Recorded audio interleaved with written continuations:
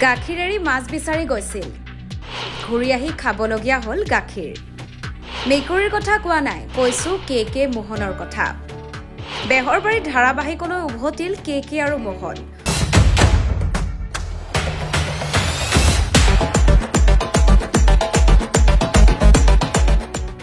অসমীয়া ছবিত স্থান হেৰুৱালে নেকি কে আৰু মোহনে দীৰ্ঘদিনৰ বিৰতিৰ মূৰত ঘূৰি আহিল দুয়ো বেছি ভাল বিচাৰি গৈ পুনৰ ঘৰলৈকে ঘূৰি আহিল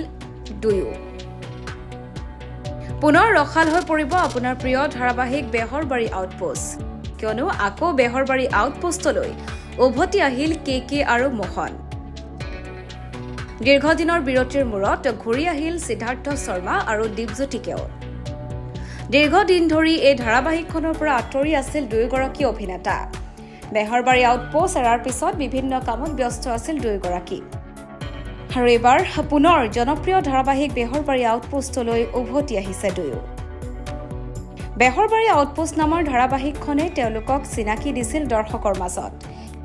কে মোহনৰ চৰিত্ৰৰ জৰিয়তে আপোন হৈ পৰিছিল অসমবাসীৰ প্ৰতিদিনেই সন্ধিয়া এই ধাৰাবাহিকখনৰ বাবে ৰৈ থাকে বহু লোক বেহৰবাৰী আউটপোষ্ট বুলি ক'লে সকলোৰে মনলৈ আহে কে মোহনৰ জনপ্ৰিয় জ্যোতি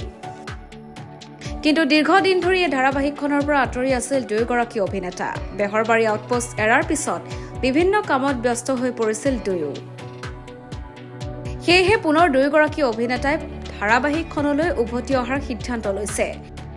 শীঘ্ৰেই দুয়োগৰাকী অভিনেতাক দৰ্শকে দেখা পাব বেহৰবাৰী আউটপোষ্টত ইতিমধ্যেই সংশ্লিষ্ট চেনেলটোৱে কে মোহনৰ পুনৰ গৃহপ্ৰৱেশৰ এটা প্ৰমো সামাজিক মাধ্যমত শ্বেয়াৰ কৰিছে য'ত দুয়োকে পুনৰ আগৰ ৰূপত বেহৰবাৰী আউটপোষ্টলৈ উভতি অহা দেখা পোৱা গৈছে ধাৰাবাহিকখনলৈ দুয়োগৰাকী অভিনেতা উভতি অহাত বহুতেই সন্তুষ্টি প্ৰকাশ কৰা পৰিলক্ষিত হৈছে সামাজিক মাধ্যমত নাই এইটো আচলতে মোৰ কাৰণেও ভাল লগা কথা আৰু মই তেওঁলোকক কৈ মেলি আহিছোঁ আগৰ ইণ্টাৰভিউটো মই কৈছোঁ যে মই এবছৰৰ কাৰণে অকণমান বেলেগ কাম কৰিব বিচাৰোঁ আৰু তাতে শেষ হ'ল মোৰ কাম এবছৰে আছিলে গেমে তেওঁলোকৰ লগত যোগাযোগ হ'ল আকৌ এইখনটো একে আৰম্ভণিৰ পৰা যিহেতু মই থকাই একে জন্মৰ পৰা গতিকে আকৌ ইয়াত আৰম্ভ কৰিছোঁ জানুৱাৰী মানৰ পৰা শ্বুটিং কৰিম এতিয়া প্ৰম'বোৰ শ্বুট কৰিলোঁ আৰু এইটো মানে সুবিধাতে যে অসমবাসী ৰাইজক আগন্তুক ইংৰাজী নৱবৰ্ষৰ চেনেলৰ জৰিয়তে মই ওলগ জনালোঁ সকলো ভালে থাকক সুস্থ থাকক হাঁহি থাকক থেংক ইউ নতুন বছৰৰ পৰিকল্পনা নতুন বছৰ মানে এতিয়াতো ইয়াত শ্বুটিঙতে আছোঁ অসমীয়া চিনেমা এখন আহি আছে NRC বুলি আৰু বাকী বেহাৰবাৰীলৈ যাম বেহাৰবাৰী মাজে মাজে কৰিম আৰু তেনেকৈ চিনেমাৰ কথা চলি আছে আৰু দুখন যদি স্কেডুলটো মিলে আৰু সেয়াও মিলাই লৈ কৰিম চাগে আৰু নতুন বছৰতে আৰু কি ক'ব নাই আৰু বেলেগ তেনেকুৱা ক'ব লগা নাই যে যিখিনি কাম কৰিছোঁ বা আহিব আগন্তুক দিনত প্ৰচাৰ আমিতো কৰিমেই গম পালে আপোনালোকৰ সময় হোৱাকৈ চাব বিশেষকৈ অসমীয়া চিনেমা চাব বুলি সকলোকে অনুৰোধ ৰাখিলোঁ থেংক ইউ খুবেই ভাল লাগিল তেওঁৰ লগত কৰিবলৈ পাই মোৰ মানে সুখী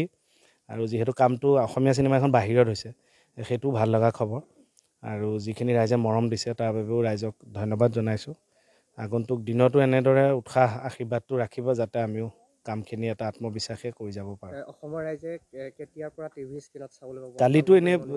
কালিতো প্ৰমো ওলাইছে এতিয়া এইকেইদিন প্ৰমো ওলাব আৰু ক'ৰবাত এনেকুৱা কিবা ফটোশ্বুট হৈছে এইবোৰ হৰ্ডিং চৰ্ডিং আহিব কিন্তু এপিচোড হিচাপে মই চাগে এই চিনেমাখন যিহেতু কৰি আছোঁ মই জানুৱাৰীৰ মাজত গৈ শ্বুট কৰিমগৈ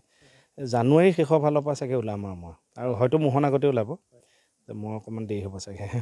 আৰু প্ৰমোটো ওলোৱাৰ লগে লগে সমগ্ৰ ৰাজ্যতে ব্যাপকভাৱে সামাজিক মাধ্যমত ভাইৰেল হৈ পৰিছে নাই ভাল পাইছে মানুহে আৰু মানুহৰ কাৰণে আহিছোঁ কাৰণ মানুহখিনি ওলাই যাওঁতেও এতিয়া আমি ভিতৰি কি পাতিছোঁতো তেওঁলোকে নাজানেতো বাহিৰৰ মানুহখিনি এটা হৈছে এটা কৰিছে আৰু কিন্তু এতিয়া ওলাই আহোঁতে সেই মানুহখিনি বিভিন্ন মেছেজ চবৰ ষ্টেটাছ দেখিছোঁ টেগ কৰি দিছে মোৰ বিৰাট ভাল লাগিছে আৰু এটা ক'ৰবাত হ'লেও এটা আশীৰ্বাদটো ভাল লাগে সকলোকে ধন্যবাদ বেয়া পাই নাথাকিব আমাৰ কামবোৰ চাব বেহাৰবাৰীত পোষ্টটো চাব চিনেমা টিনেমাও চাব সকলোকে ধন্যবাদ Entertainment Desk, Dhaka Stadium Plus.